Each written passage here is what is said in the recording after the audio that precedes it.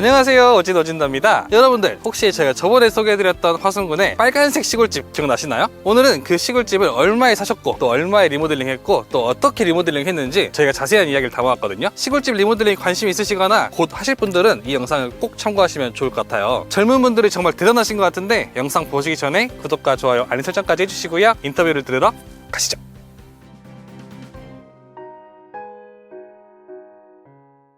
안녕하세요. 저는 경치 좋고 인심 좋은 화순군 동면 경치리에서 스테이를 준비 중인 박인호라고 합니다. 화순군은 고향인데 이 경연 마을에는 연고가 따로 없습니다. 시골집 리모델링을 생각하면서 한 1년간 화순에 있는 시골집을 다 봤는데 이 집이 제일 괜찮아서 사게 되었습니다.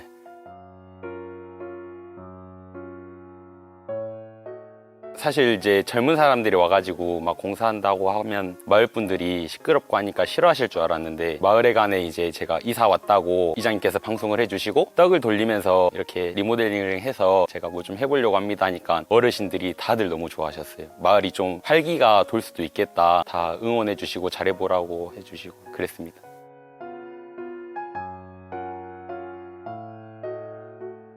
건축박람회 같은 거 하잖아요. 거기서 이제 나이가 어리다 보니까 신축으로 펜션을 지으면 얼마인지 한번 여쭤보고 싶어서 어떤 건축가분들이 이제 앉아 계신 자리에서 설계를 하고 대략적인 금액을 알려주시는데 거기 갔는데 근데 그 상담을 하면은 책을 공짜로 주시거든요. 건축책, 도면이랑 그려진 거. 웬 대학생이 그 책 받으러 온 줄 알고 저는 상담하러 갔는데 막 이게 책 받고 그냥 가라고 그러시는 거예요. 그래서 아니라고 상담을 받아보고 싶다고 했는데 진짜 건성건성으로 너가 무슨 돈이 있어서 집을 짓냐 물어볼 수는 있는 건데 와 쉽지가 않더라고요. 진짜 그때 상처 많이 받았어요.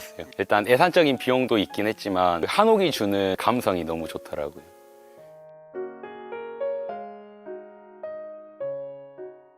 일단 부동산이랑 그리고 주변에 말씀해 주시는 거 그리고 어플, 부동산에서 올린 블로그 글 보고 바탕화면에 화순에 있는 부동산을 다 그 바로 가기를 해놔요. 블로그를 한 2페이지 정도 다 차는데 한 30-40분 정도 시간 이제 있을 때 차분하게 이제 다 봅니다. 어제 본 데서부터 시작해서 새로 온 글까지. 그래서 주말에 이제 아내랑 시간 내서 스크랩 해놓은 것들 보러 가고 일단은 처음부터 매매 가격이 맞고 이런 집을 찾으면은 하고 싶은 마음은 컸는데 보는 눈을 기르고 싶다 해야 되나? 정말 아쉬웠던 집도 많고 놓쳤던 집도 많은데 그래도 다행히 지금 이 집을 잘 사서 꾸민 것 같습니다. 그냥 보는 눈을 좀 기르고 싶어가지고 그래도 몇 개월은 집만 보러 다녀보자 이런 식이었던 것 같아요.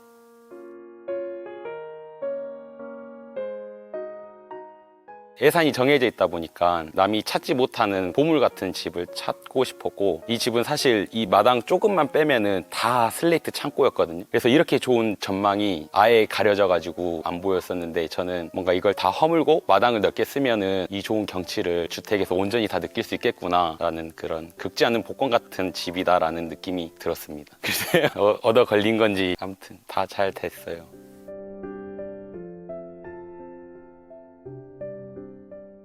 구조는 일단 이 본체가 있었고 바로 옆에까지 여기까지가 대나무밭이었고 마당은 10평 정도만 그리고 그중에 텃밭 하나 있고 아궁이 있고 그 다음 다 창고예요. 그냥 집에 딱 이쪽 대문을 통해서 들어오면은 답답한 느낌? 그냥 이 본체만 놔두고 다 허물었습니다. 자녀분들이 이제 주말에 한 번씩 오셔서 정리하고 이런 정도인데 1942년도에 지어진 집이거든요. 까가베 와 그때는 이제 막 패기와 열정 하나로 하면 되겠지 그냥 어떻게든 부딪혀보면 되겠지 하면서 배우면 되겠지 했는데 다들 오셔가지고 왜 이런 집을 사냐 그냥 집이 정말 난장판이었습니다. 그리고 짐들도 정리가 된 게 아니라 1942년부터 사시면서 그 생활 짐들이 그대로 다 있었는데 그 짐까지 제가 다 정리를 하는 조건으로 이제 집을 싸게 샀거든요. 그래서 저는 그게 되게 간단한 문제라고 생각했는데 그게 장난이 아니었어요. 슬레이트 처리 비용도 무시 못하고 그 생활 폐기물들이 이 조그만 집에서 쓰레기가 계속 나와요. 그냥 너무 신기했습니다. 정확히는 기억 안 나지만 폐기물 차만 그래도 한 500~600만 원 정도 쓴 것 같아요. 폐기물 차만 이제 콘크리트 이런 뭐 대나무들 이런 것만 해서 그 정도 쓴 것 같아요.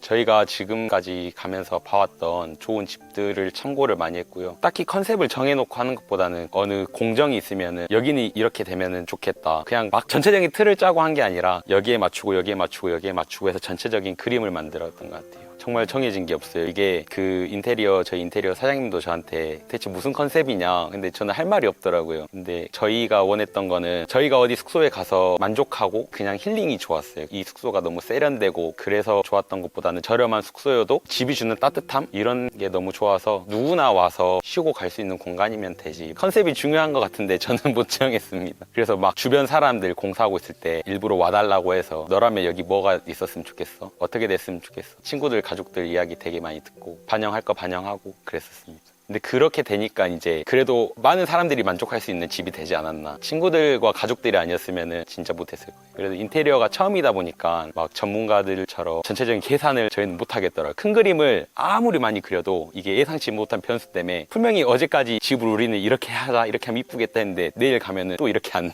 되면 또 다시 그려서 또 우리 이렇게 하자 이러면서 많이 바꿨는데 결국에는 더 좋아진 집이 된 것 같습니다.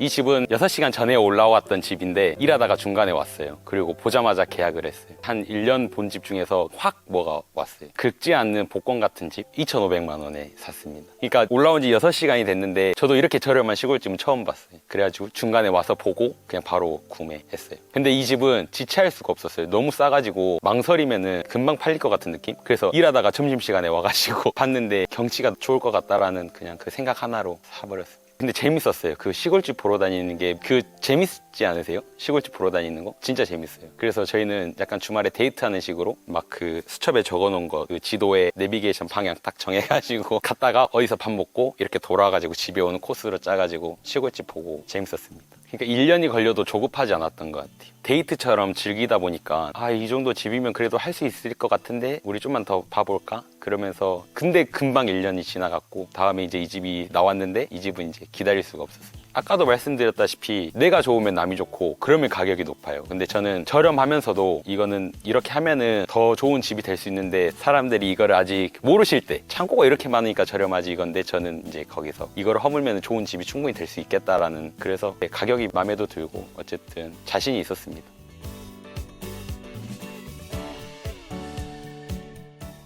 인테리어 업체와 계약한 금액은 5천만 원이고요. 근데 이제 내부만. 근데 제가 처음부터 철거를 다 해놓은 상태에서 이제 들어오셔서 인테리어를 하셨고, 철거 포함하고 뭐 제가 이런 밖에 조경하고 이런 것까지 하면은 저는 지금까지 한 1억 2천 정도 들어갔어요. 공사는 7월부터 와가지고 공사하시기로 하시고, 저는 한 6월 중순부터 가족들 다 투입해가지고 친구한테 트럭을 한 대 또 빌려가지고 다 손으로 철거했어요. 부셔주면은 실어가지고 폐기물차에 또 옮기고. 여기가 그때는 폐기물차도 못 들어온 줄 알았어요. 그래가지고 올라오시다 보면 밭 많잖아요. 거기 길 한켠에다가 마을 사람들한테 양해 구해가지고 제가 폐기물 버릴 수 있는 곳을 지정을 해주셨어요. 여기 차가 못 들어오니까. 그래서 소음반으로 나오면 손으로 실어서 거기 가서 또 푸고, 차 오면은 다시 싣고.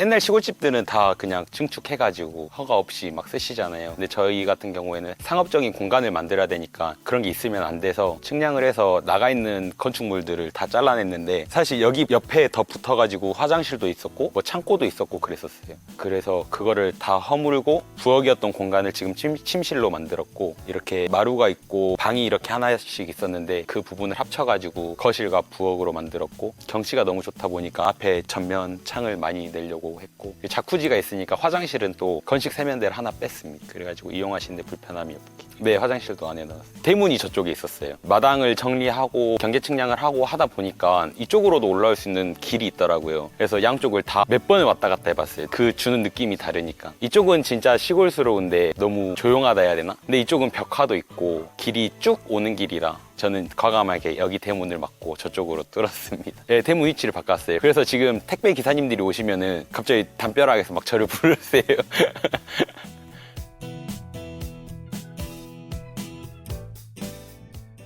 이게 시골집들은 저도 처음이다 보니까 진짜 서툴고 부족한 게 많았는데, 이렇게 지어놓으면 끝인 줄 알았는데 나중에 뭐 배수가 안 되고 이런 문제가 엄청 어르신들이 걱정을 많이 하시더라고요. 그리고 여기는 바닥에서 물이 나와요. 나중에 알았어요. 비가 안 온 지 엄청 오래됐는데도 물이 계속 고여 있는 거예요. 그래서 그 물 다 푸고 지켜봤는데 바닥에서 물이 새는 거예요. 그래서 이걸 어떡하지 하다가 이제 또 공부를 하기 시작하니까 맹암거라고 그런 물을 잡아주는 구멍이 뚫린 관이 있거든요. 그러면 거기에 물이 들어가서 빠지는, 그래서 이것도 직접 제가 친구랑 했어요. 자재만 사와가지고. 이게 정말 간단한 문제가 아닌 게 엄청 많아요. 근데 어떻게든 해결을 해야 되니까 공부를 했고 하다 보니까 또 잘 해결이 되더라고요. 근데 이게 제일 중요한 거는 두 번 일을 안 하는 건데 만약 그거를 알면서도 무슨 일이 있겠어 하고 무시하고 공사를 마무리해버리면 나중에 큰 문제가 생기면 안 되잖아요. 그래서 저는 그냥 아예 기초에 그런 걸 다 잡고 가야겠다 생각이 들어서 할 수 있는 건 다 했어요. 물길도 잡고 맹암고도 묻고 주택에서 이제 물이 차는 문제점도 있고 물이 이제 차가지고 집으로 오는 문제점도 있고 한데 저희 집 같은 경우에는 이게 살짝 내리막으로 해가지고 앞집으로 물이 이제 비가 많이 오면 흘러 내려가거든요. 그래서 나중에는 거기다 담을 쌓아가지고 자연 배수 되게끔 다시 땅을 높여가지고 살짝 경사를 줘서 처리를 했습니다. 정말 깔끔한 거는 그냥 이렇게 배수관들을 묻어가지고 집수정이라고 하는데 전문가분들은 그런 거 다 계산을 하시더라고요. 근데 저는 처음이다 보니까 집 안에를 어떻게 꾸며야 될지만 생각하고 있었지 뭐 빗물 이런 거는 생각도 못 했죠. 근데 나중에 이제 오시는 어르신들이나 그런 분들이 이 빗물은 다 어디로 빠지냐 이러셔서 멘붕이 왔는데 해결했습니다.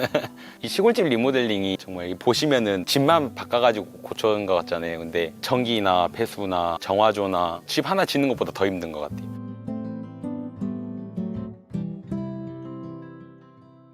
아니요, 가구 배치나 소품은 다 저랑 아내가 서울에 가가지고 가구도 막 보고 오고 다 했어요. 침대, 침실 배치나 수납장이나 부엌 위치, 수전까지 심지어 하나 다 제가 샀습니다. 여기서 또 한 가지 시골집 리모델링 하시는데 중요한 점은 기성품들 많이 나와 있잖아요. 심지어 이런 의자들, 이런 거 치수가 괜히 있는 게 아니거든요. 다 표준화되어 있는 치수인데 저 같은 경우에는 괜히 그때 좀 욕심을 내서 너무 낮은 것 같다, 무릎이 좀 더 펴지면 좋겠다 이런 것 때문에 식탁 위치 이런 거 전혀 고려 안 하고 북박이 의자를 만들었는데 살짝 높아요. 그러니까 기성의 그 높이를 참고를 하셔가지고 거기서 큰 오차 없이 만드시는 게 실패할 확률이 없고 나머지는 다 이제 여러 인테리어 사람들의 조언으로 이거는 이게 표준인데 넓으면 이게 좋고 이게 안 좋고 이런 걸 다 말씀해 주시니까 선택은 다 이제 본인이 하는 거죠. 저희가 다 줄자로 재가지고 침대가 이 정도 되는데 그러면 침실이 어느 정도 사이즈가 돼야겠고 잘 때 핸드폰 충전 많이 하시잖아요. 근데 콘센트가 바닥에 있으면 불편하잖아요. 그러니까 이런 것도 좀 콘센트도 머리맡 바로 옆에 요 핸드폰도 놓을 수 있는 턱이 있었으면 좋겠다. 이런 것들은 그냥 내가 이렇게 자본을 상상을 해보면 다 나오더라고요. 이렇게 저는 간단하게 생각했는데 전문가 입장에서는 또 미처 제가 생각하지 못했던 것들을 말씀해 주시면은 거기서 또 잡아서 보완해서 고치고. 그러니까 대화가 되게 중요한 것 같아요. 물론 업체분들은 힘드실 수 있겠지만 처음 하시는 거니까 잘 나와야 되니까 대화를 많이 하시고 그게 제일 중요한 것 같아요.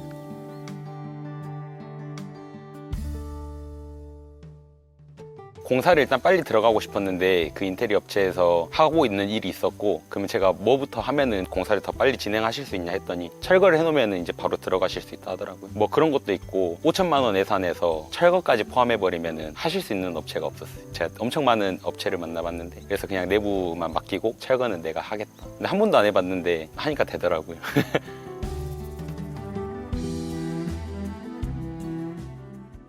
어쨌든 최대한 깔끔한 환경에서 만들어야 되니까 일단 안에서 큰 짐 같은 거 꺼내고 그리고 다 때려 부시면 됩니다. 아무 벽이나 다 허물면 안 되고 아무 기둥이나 없으면 안 되고 한옥 같은 경우에는 진짜 전문가분 조언을 따라서 저 같은 경우에는 인테리어 업체 사장님이랑 또 목수 반장님 또 한옥 전문하시는 분 이렇게 세 분이서 항상 이 기둥을 살려야 된다. 근데 또 엄청 힘을 많이 받는 기둥 같은 게 있었어요. 이거는 이 집에 온 힘을 여기서 받고 있다. 근데 나중에 보니까 그 힘을 안 받고 있었어요. 그런 경우도 있었어요. 제가 장비를 갖고 이제 안으로 들어가가지고 흙을 파내다가 기둥을 한번 건드려 버린 적이 있어요. 근데 이 집이 한번 제 눈에는 진짜 이렇게 휘청하는 거 보였는데 주변 사람들한테 괜찮냐고 하니까 아무렇지도 않다 하더라고요. 너무 무서웠습니다. 진짜 조심하셔야 돼요. 벽 같은 거나 나무 같은 거 다 전문가 조언 따라서 구조를 변경하실 거라면 함부로 건드리시면 안 돼요. 이런 안전사고가 되게 많거든요. 그러니까 기둥을 저 같은 경우에는 정말 토방 있는 옛날 마루 있는 옛날 집이었거든요. 그러면은 벽도 허물고 이 구조도 다시 잡아야 되는데 저 같은 경우에는 이제 필요했는데 그 있는 구조 그 느낌 그대로 하실 거라면 굳이. 그리고 저희 집 같은 경우에는 안에 서포트라 해가지고 철 보강해주는 그런 것도 이렇게 벽을 만들어서 안에 많이 세워놨어요. 혹시 모르니까.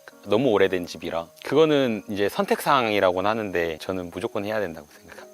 또 제가 그 전 직장에서 굴삭기 자격증을 땄어요. 그래서 철거를 할 때 그 장비 하루 부르면 60만 원이거든요. 근데 미니 굴삭기 제가 대여해가지고 그 화순에 임대사업소 있거든요. 농기기 임대사업소 하루에 지금 50% 할인해서 49,000원? 그럼 하루 빌려와가지고 제가 집 안에 그 토방에 있는 흙 다 긁어가지고 밖으로 빼고 그렇게 해서 많이 전략된 것 같아요. 제가 할 수 있는 일은 제가 많이 해요.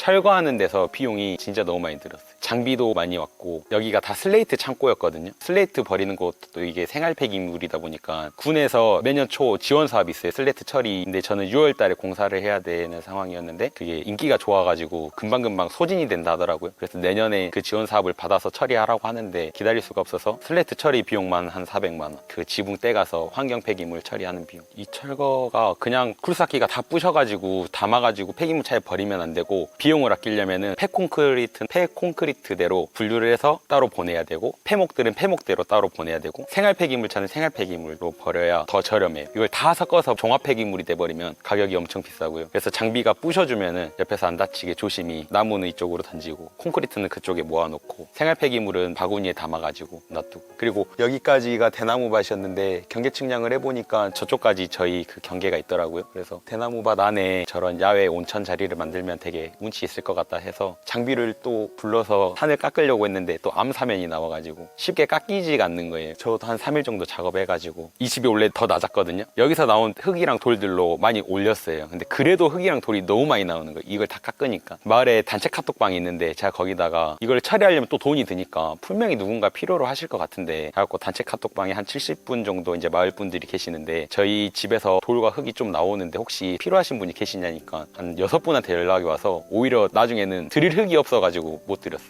그렇게 해서 처리를 하니까 너무 좋더라고요. 돈도 안 들었고 또 필요하실 수 있는데 쓰시기도 했고.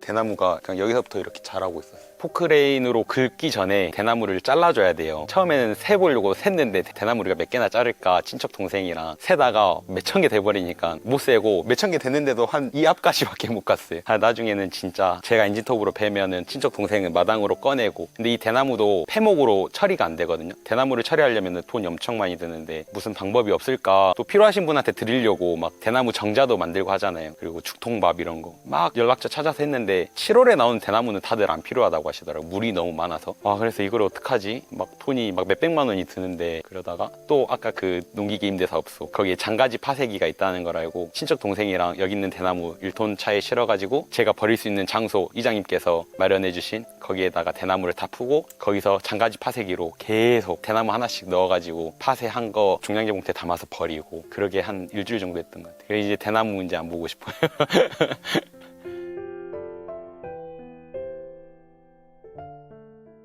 다들 이쁘다고 좋다고 해주시는데 저는 뭔가 100% 받아들이진 않아요. 그래도 계속 부족한 게 있을 거라고 생각하고 보는 입장이지 막 좋다고 됐어 이러게 그러고 싶진 않아요. 근데 좋다고 해주세요 다들. 계획은 아내와 이 숙소를 잘 운영하는 거. 네, 이렇게 집주인분의 이야기를 들어봤는데요. 어떠셨나요? 많은 도움이 되셨나요? 저희도 인터뷰를 하는 내내 정말 너무너무 부러웠는데요. 저희도 시골집을 구해서 빨리 리모델링 해보고 싶다는 생각이 정말 간절하게 들더라고요. 실제로 시골집을 가지고 계시거나 구매하실 계획이 있다고 하시면 오늘 영상 꼭 참고하셔가지고 나만의 시골집으로 만들어 보시면 정말 너무 좋을 것 같습니다. 다음에도 예쁜 집 좋은 집 많이 소개해드리겠습니다. 구독과 좋아요, 알림 설정까지 부탁드립니다. 감사합니다.